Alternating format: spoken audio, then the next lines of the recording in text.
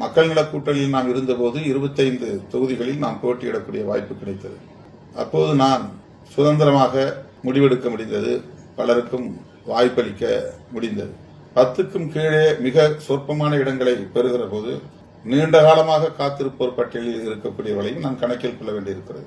அந்தந்த தொகுதியை சார்ந்த வேட்பாளர்களாக தேர்வு செய்ய வேண்டும் என்பது மிக முக்கியமான ஒரு கருத்தாகவும் இருக்கிறது. ஒவ்வொரு தேர்தலிலும் அதை நாம் எதிர்கொள்கிறோம். அரக்கோணத்தில் ஏன் தோற்றோம் என்று கேட்டபோது திமுக தரப்பில் சொல்லப்பட்ட கருத்து, நீங்கள் வெளியிலிருந்து ஆளை இறக்கினீர்கள், அந்த உள்ளூரை சார்ந்தவர்களை யாரையும் நீங்கள் போடவில்லை என்ற கருத்து சொல்லப்பட்டது. வானூரில் நாம் அந்த வாய்ப்பை இழந்த போதும் அந்த கருத்து சொல்லப்பட்டது. ஆனால் இதில் வேடிக்கை என்னவென்றால், நாம் போட்டியிட்ட 6 தொகுதிகளிலுமே தமிழ்நாட்டின் வெவ்வேறு பகுதிகளில் இருந்து வேட்பாளர்களை நாம் போட்டியிட வைத்தோம். அதில் 4 இடங்களில் நாம் வெற்றி பெற முடிந்தது. 2 இடங்களில் மிகவும் சொற்பமான வாக்குகள் வித்தியாசத்தில் வெற்றி பெற்றோம்.